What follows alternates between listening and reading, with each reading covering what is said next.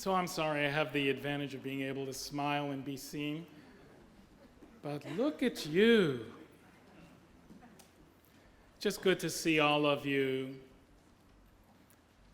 and realize how long it has been for those of us who are here in this room to be here together. And, you know, it's worthy of a shehechianu, so we're here, let's say it. And on behalf of those who are at home, guys, you know, you could put shoes on at home, please.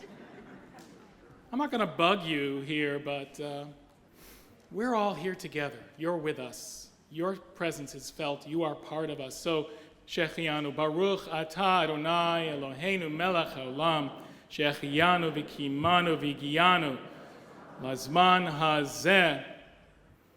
And while the COVID ordeal is far from over, we've reached other landmarks.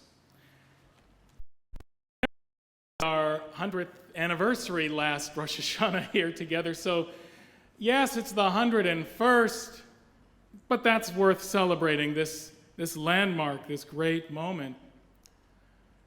And on a personal level, this is the 35th Rosh Hashanah that I've had the chance to share from this bima with all of you, longer than any other active clergy in that 101-year history of Temple Bethel.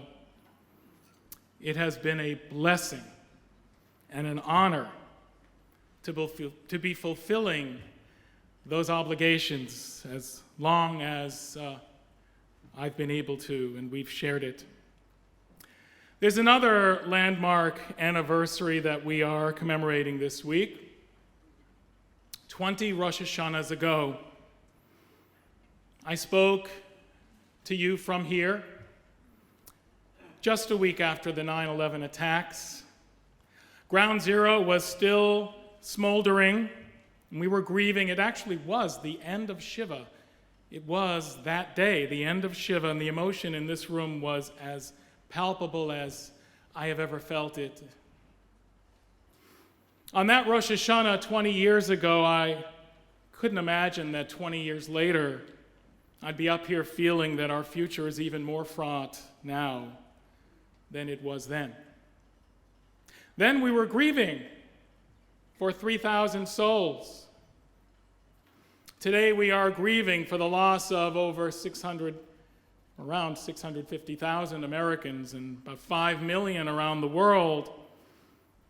We were worried 20 years ago. We were worried for good reason, but we are terrified now. The threats we faced then were primarily external. There was a playbook. We knew how to deal with them. We just needed to gather our resolve to do it. The threats we face now are more insidious and more existential. Al-Qaeda was never going to destroy us. Now we face not simply a symbolic attack on our landmarks, but a real attack on the underpinnings of democracy, simultaneous threats to our public health, our planet, to truth itself. Everything seems out of control. 20 years ago, as we inhaled the dust of Ground Zero, I called for a moment of affirmation. Today, what we need most is to stabilize our lives and our world. We've all heard the Serenity Prayer written by the theologian Reinhold Niebuhr in the 1920s and later embraced by the 12-step movement. God, grant me the serenity to accept the things I cannot change, courage to change the things I can, and the wisdom to know the difference. Well, that's sort of what we need right now. It's that perfect balance between idealism and realism, striving and acceptance. What we need right now actually is a Jewish serenity prayer, one that can help us to recalibrate. Well, guess what? We have one. We got a whole bunch of them, in fact. One might say that we invented the Serenity Prayer long before Niebuhr. In the weekday Amida, we beseech God, the granter of wisdom, to bestow upon us knowledge, insight, and understanding. And in the 11th century, the great poet Shlomo ibn Gvirol, the guy who wrote Adon Olam, he said, "At the head of all understanding is realizing what is and cannot be, and consoling ourselves for what is not in our power to change." And as I mentioned just a few moments ago, a rabbi wrote for this year the Serenity Prayer into the Untitled Chapter for the high holidays. For the things we can change, there is teshuvah, realignment. For the things we cannot change, there is tefillah, prayer. For the help we can give, there is tzedakah, justice. And so right now you're probably wondering, time out here, shouldn't the rabbi be aiming a little higher? Sharing visions of a better world, a utopia, a city on a hill? Hey, it's Rosh Hashanah after all. Why focus on a goal that is so pariv? Why aim to simply stabilize our lives in our world? Well, there is a place for lofty visions, and I'll try to help us get there. So don't touch that dial. But first and foremost, right now, what we need to do is get a grip. Literally, get a grip. We have no idea how to shake hands, how to get along in the physical presence of real people. We have no idea how and when to show our faces. There are some young children who don't realize that people on the street, strangers on the street, smile. They're smiling at them. They haven't had that experience. We've lost the muscle memory of laughing together and of singing together. When someone asked me a few months ago how I thought services would go this year, I said, things will be humming. I didn't mean it literally. Good laugh, good laugh. Those of you at home, laugh. We have lost all sense of time.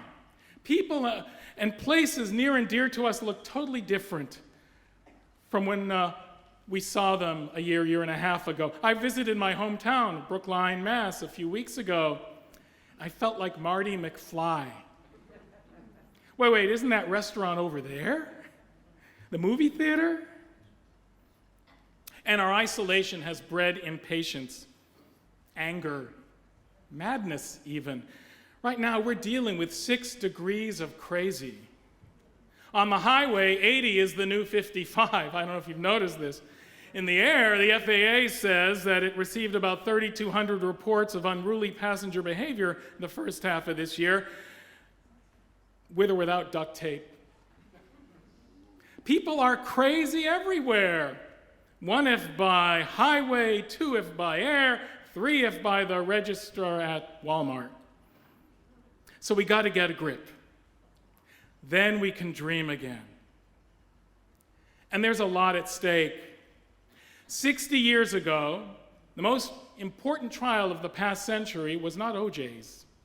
It was in 1961, the Eichmann trial in Jerusalem, taking place right now, 60 years ago, and Hannah Arendt was watching Eichmann behind the glass booth in Jerusalem, and she observed that what characterizes the person most likely to fall into the grip of totalitarianism is, quote, not brutality and backwardness, but his isolation and lack of normal social relationships, unquote.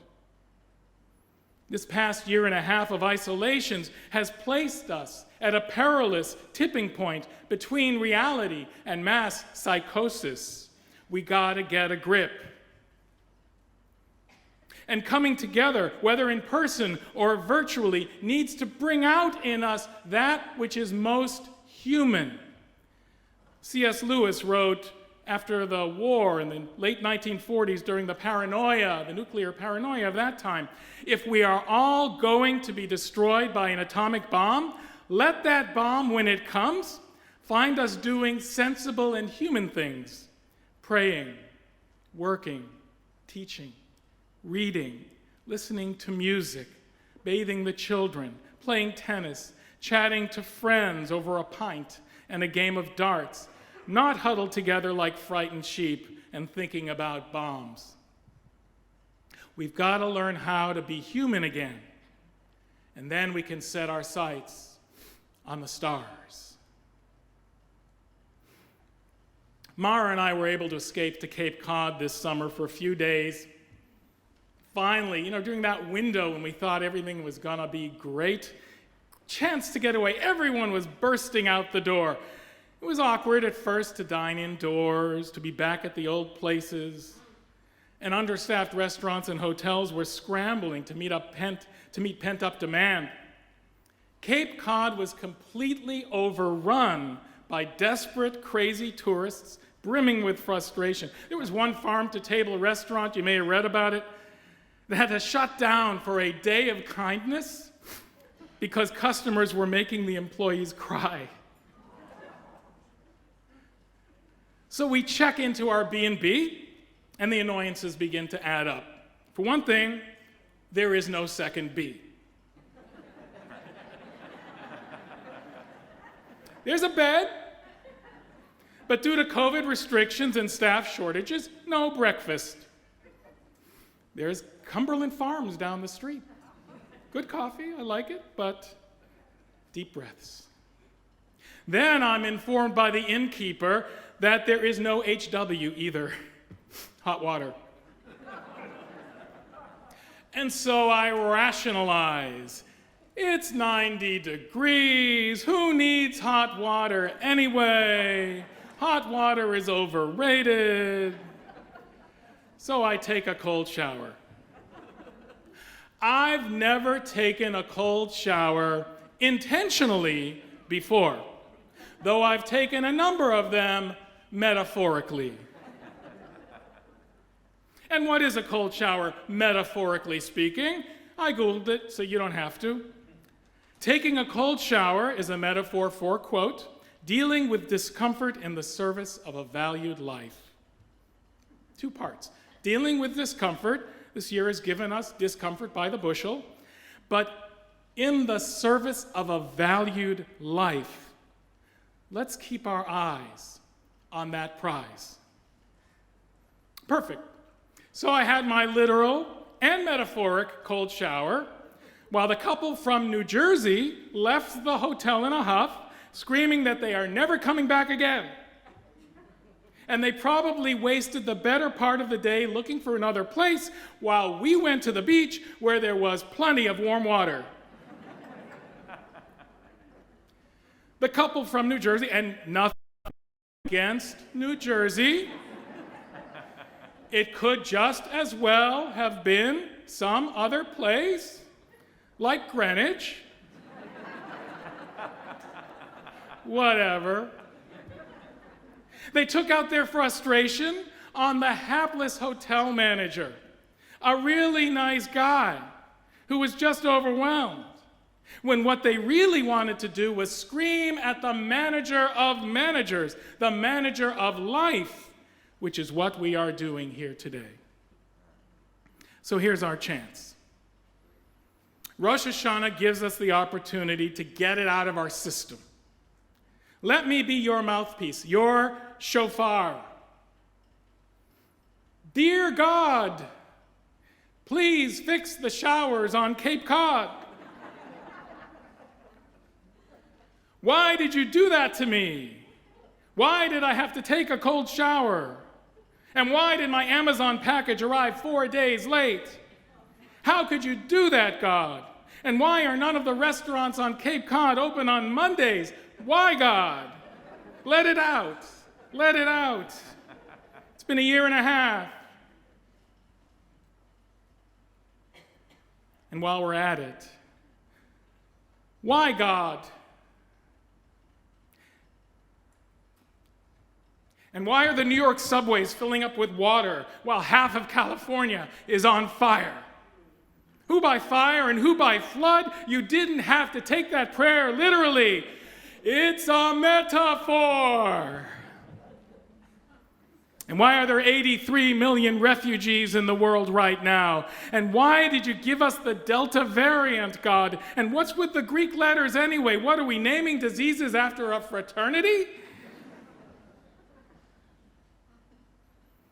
And why, in the middle of this,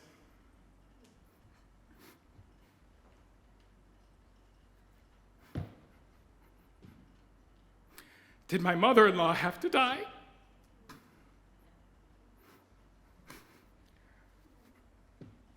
Like so many others this year, so many avoidable deaths.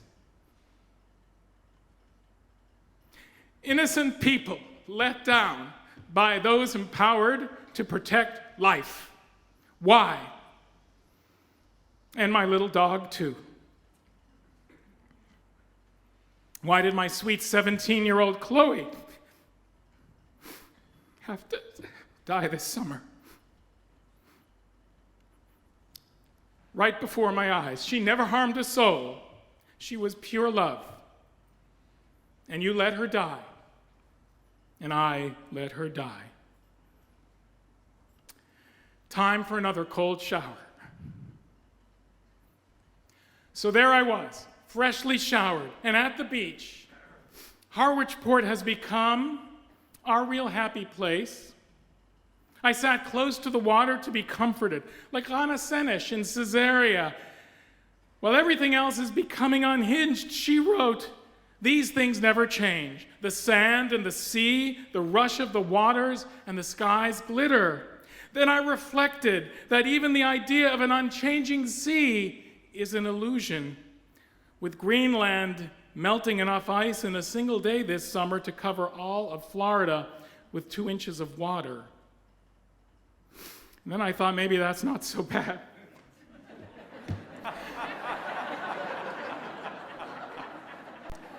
Then I slapped myself on the wrist for thinking bad things about Florida, being underwater. They're watching all over the place here. Different time zones. I watched some of the kids on the beach constructing what looked like a fort. A little like the Pentagon, in fact, with sturdy external walls to keep out the water. More and more kids joined in the effort. It was amazing till they grew into a sort of a mini little Army Corps of Engineers, recruiting parents and grandparents along with them. It was fascinating to watch, and so few coming in. And anyway, we saw 20 years ago this week how vulnerable even the Pentagon can be. And just as they were completing this engineering marvel, the waters of Nantucket Sound began to seep in. First, a few outlier waves lapped at the exterior of the walls, leaving entrails of darkened, wet sand.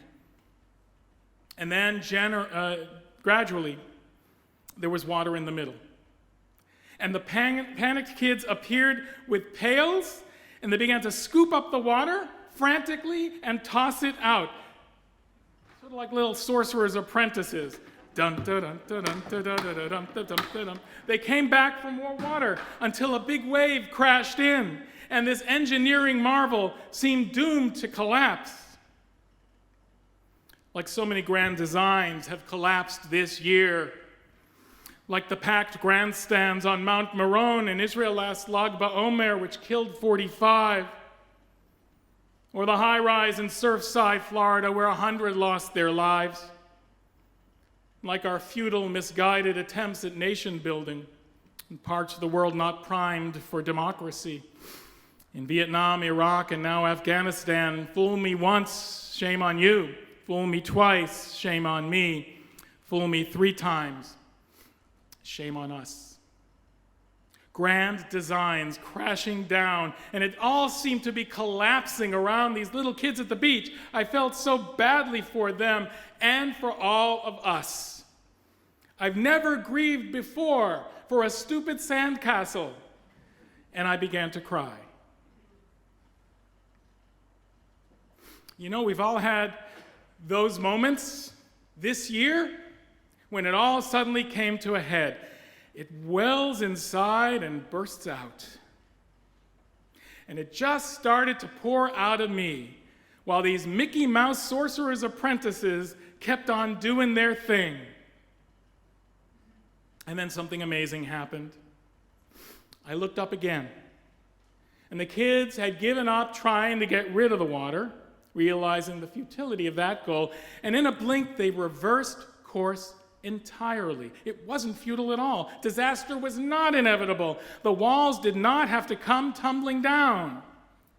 The kids started pouring water into the center of their formerly impenetrable fort, and before you knew it, their Pentagon had been transformed into the best darn swimming pool in Harwichport with hot water.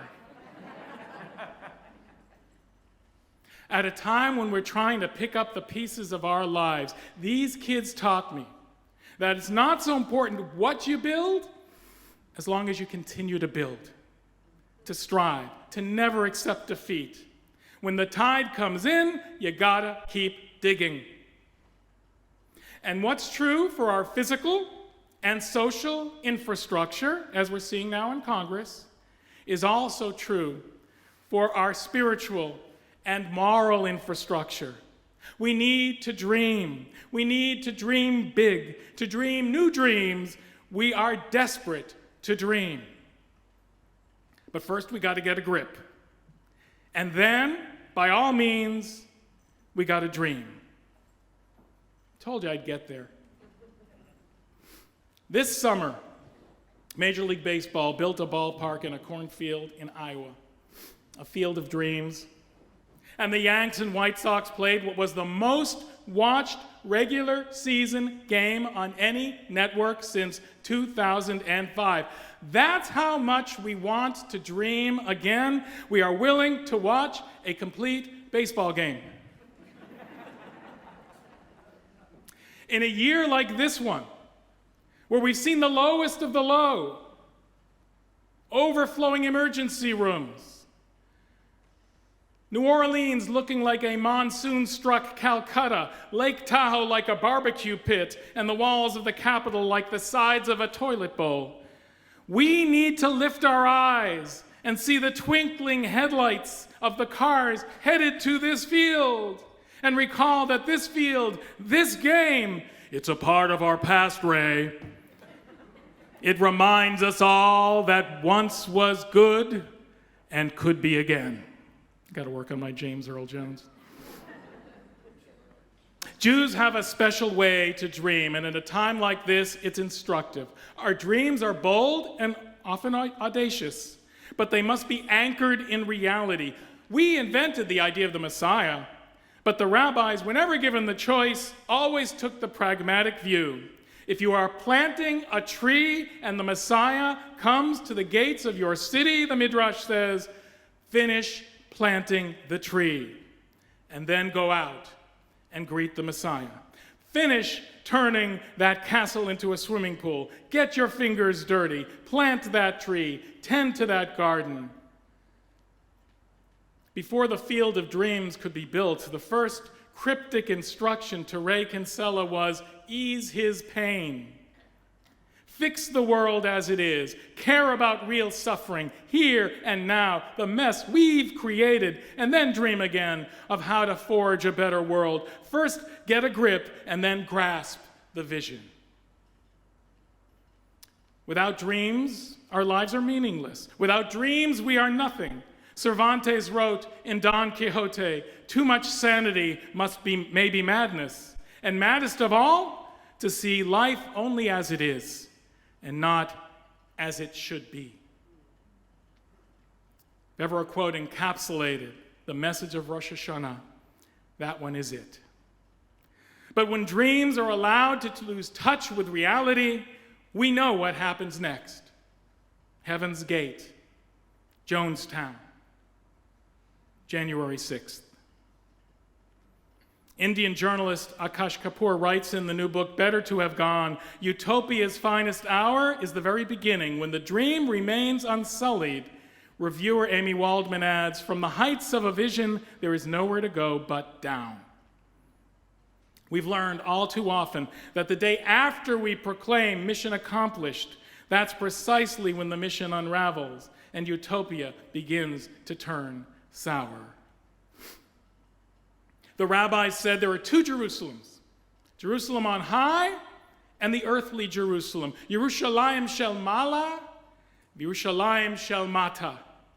And we live in between, in the constant tension between the dream and the reality. The idealized heavenly Jerusalem, that comes from a midrash dating from the 3rd century, based on Psalm 122, where it says, Jerusalem built up a city woven together, knit together. Well, what's woven together? The earthly and heavenly Jerusalems will be reunited as one, and our goal is to bring that day to pass for heaven and earth to meet. It's a hard task. But Jerusalem is where that can happen. And the Torah reading for Rosh Hashanah takes Abraham to that very spot, to Mount Moriah, considered the navel of the universe, the foundation stone, as he prepares to sacrifice Isaac when his hand is stayed. You would think that Abraham would have been relieved. On the contrary, according to one midrash, Abraham is upset. After all, he'd been offered the chance of a lifetime to demonstrate a faith unparalleled in human history, a faith so pure, the ultimate sacrifice, to sacrifice his own legacy, his own future, his son. And according to a Hasidic commentary, God says, no. God says, I don't want that sacrifice. I want you to sacrifice the urge to make the supreme sacrifice. I want you to sacrifice the sacrifice. I want you to give up any notion of any kind of faith that would call for such a sacrifice, any type of faith so pure that would require such zealotry. Get real, Abraham. Get a grip. Keep your eyes on the prize of a heavenly Jerusalem, yes, but a pure faith can be a dangerous faith if it is not tempered by reality. Don't be a zealot. This story teaches that to be a Jew is not to be a zealot. Now, I've always felt that to be a Jew is to be a radical centrist. It is so hard to pull back from pure faith. There's a sense of bliss inherent in thinking that one is bathing in the light of divine will. But God is telling Abraham, I don't want your dead children. I don't want your purity. I don't want your suicide bombs and your dreams of heavenly bliss. I want you to ask questions. I want you to challenge me, Abraham. For in the words of Elie Wiesel, questions bring people together. Fanatics have no questions. They give you the answer before they hear your question. Once it becomes clear to Abraham that the purity of faith would lead to madness, he then spots the solution, the ram in the thicket. And the word for thicket, svach, also means entwine, like a vine or a winding tree or a Havdalah candle. The branches that ensnare the ram are impossibly intertwined, but always reaching up. The two Jerusalems, in the end, are also intertwined. The heavenly and the earthly, the dream and the reality, the promise and the pragmatic can never be totally distinct. When Abraham's eyes are opened to the sight of that ram caught in the thicket, Isaac's life is spared. It is that entwined nature of Jewish hope and pragmatism that preserves us, that keeps us from floating into a state of unhinged madness. It is the circuit breaker that keeps us from going over the edge. It is our cosmic cold shower. A few years ago, I was driving through the plains of central Spain. No, it didn't rain there on the plane. But another Broadway show came to mind as we passed through the region of La Mancha. Naturally, I looked for windmills, made famous by Cervantes' 16th century novel, and there they were, high up on a ridge. I was surprised at how high they were, but they needed to be. That's where the dream takes place. Yerushalayim shel Mala, Jerusalem on high. I gaze my eyes up to the mountains. From where will my help come? Abraham also looked and saw the mountain, looked up and saw it from afar. So I tried to imagine what was going through the mind of Cervantes when he conjured up Don Quixote's signature moment of chivalry and valor. How pointless it seems to fight windmills. Yet how courageous it was for Cervantes to flail away at the windmills of oppression and the scourge of the Inquisition. Don Quixote loses his grip on reality, but his madness is channeled into a moral and noble pursuit. Yes, we need the courage to march into hell for a heavenly cause, but that vision must be anchored in wisdom. If all we have is the pure oxygen of untempered faith, you are susceptible to fall into the hands of a demagogue. American democracy is also based on an idealistic vision of a city on a hill. Like Judaism, it has a foundation of pragmatism. A city on a hill, but the hill is more of an archaeological tell, composed of the accumulated layers of wisdom and striving and uncountable graves of soldiers and activists and enslaved people and victims of terror and hate and disease and the mistakes made by lessons learned by scores of generations that came before us. All are part of that hill that the idealized city stands upon. This year, some people breathing the pure oxygen of unhinged dreams did not maintain their balance. They thought their Messiah was walking among them to the Capitol. They confused self-evident truths for a big lie. And the American dream was sullied in an orgy of madness.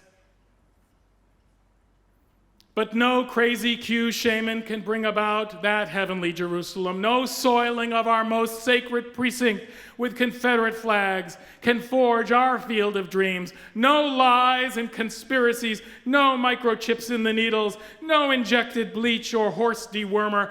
Think of how many people, millions of people, innocent, trusting people, good people on all sides, were led off a cliff by fabricated dreams just this year. In his classic work, When Prophecy Fails, the social psychologist infiltrates a doomsday cult to see what would happen when the group's apocalyptic beliefs are disconfirmed. Rather than dissolving the cult and dispersing, the group doubles down on their diet of crazy and finds ways to continue to believe. This cognitive dissonance is exactly what is happening to many in our country. Historian Ann Applebaum said on the morning after January 6th, "People are trying to say that this is not who we are. I'm afraid this is who we are now." This event was built above all on creating an illusion, on an illusion that there is no such thing as loss, that there are no hard decisions. And we are going to be living with that problem and with that assault on reality for a long time. And we are. For the doomsday cult of January 6th has birthed conspiracy theories and Jim Crow legislation, and the weakening of democratic norms, the belittling of science, and the degradation of truth. This is who we are now. In California, a businessman who refused to take steps to prevent the spread of COVID had watched his mother die of the disease. In that moment, says an article in Bloomberg, a political opinion was challenged by a fact. One of them needed to be altered. The man called the coroner and demanded that the county change the cause of death. To their credit, some are seeing the light. The Q shaman, for instance, now simply wants to be called a shaman. And he pled guilty last week. He has a human name, Jacob Chansley. His lawyer stated that the path charted by Mr. Chansley since January 6th has been a process, one that has involved pain, depression, solitary confinement, introspection, recognition of mental health vulnerabilities, and a coming to grips with the need for more self-work. This statement is a great sign of hope that the fever just might, or at least could, finally break. at least one person is getting a grip. I love the idea of a Messiah. I want to taste salvation. I want that yearning to drive us to superhuman efforts to bring about a repaired world. I want never to lose hope in a vision of perfection. Ani ma'amin be'amunah shlema. I believe with a complete faith in the coming of a Messiah, even if they may tarry. Despite that, I believe that's what they said on their way to the gas chambers, and I will never stop saying it. But when prophecy fails, when the tide comes in and the beach is covered with water, we've got to be able to turn our back on dreamland and get down to the hard, tedious work of restoration. We've got to plant that tree. Cognitive dissonance is infecting our democracy in a dangerous way. But as Cervantes wrote, the truth may be stretched thin, but it never breaks. And it always surfaces above lies as oil floats on water. We all need to look into the mirror and see where these illusions are leading us. We all need to, not just those who may have fallen for one ruse or another. All of us have fallen for a false dream at some point or another. All of us have bought those extra lottery tickets from time to time. All you need is $1 in a dream. Sometimes we have to pocket the dollar. Yes, all of us are falling now. We all fall for the false hopes, the quick fix, the illusion that defeat is not defeat, that death is not really death. Rosh Hashanah is the mirror that we hold up to remind ourselves that we fail, we get sick, we age, and we die. In the end, the final score will be tallied and we will lose. No recount will save us. No tampered voting machines. And once we understand that, once we truly understand with no illusions, we can summon our accumulated wisdom to build a better world for the next generation, because that's what was done for us by our cherished ancestors, and that's what will bring salvation and the ultimate victory. But first, we have to look in the mirror. For the love of God, look in the mirror. Look in the mirror of reality and behold things as they truly are. Look, what dost thou see, Don Quixote? This year is a biblical sabbatical year, a 7th year, Shemitah, when dreams are put on a trial run. It is a dress rehearsal for utopia. A world where even your gardens get to rest, where debts go unpaid, and indentured workers get to go free. In her recent New York Times article, How to Think Like a Utopian, Malia Wallen points out that utopian does not mean optimist. In order to be properly utopian, from the Shemitah point of view as well, we both need to strive to be idealistic enough to envision a new world and pragmatic enough to steadily build it. Shemitah is a sample of paradise and a reminder that nothing belongs to us. It's a revolutionary idea. But then, after a year, it's over. We put it back in the box, we bring it out again in 6 years. We can only take that pure oxygen of utopia in small doses. With the light of dawn, the dreamer must awaken from the dream. And so must we. Psalm 126 presents it perfectly. Shir ha'ma'alot b'shuv Adonai et shivat Zion hayinu kecholmim. When the Lord returned us to Zion from captivity, we were like dreamers. We were like dreamers. Our faces glistened like dreamers. We beamed with hope like dreamers. We lifted our eyes to the mountains like dreamers. But we were not dreaming. Our eyes were wide open to the challenges we face. We were not asleep. In the Amidah, the blessing of wisdom comes first, right near the beginning. The blessing for vision comes near the end. And the final blessing for shalom, a word that contains within it Yerushalayim and completeness, That brings them together in the hope that someday heaven and earth will meet. We will build that field of dreams, not in heaven, but in Iowa. We will take that cold shower, metaphorically.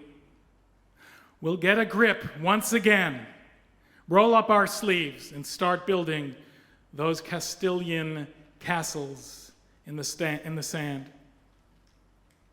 O granter of wisdom, grant to us the idealism to imagine what we can change, and the pragmatism to realize what we cannot, and the wisdom to know the difference. And let that imperfect vision remind us of all that once was good and could be, no, will be, again. Amen. Let's continue now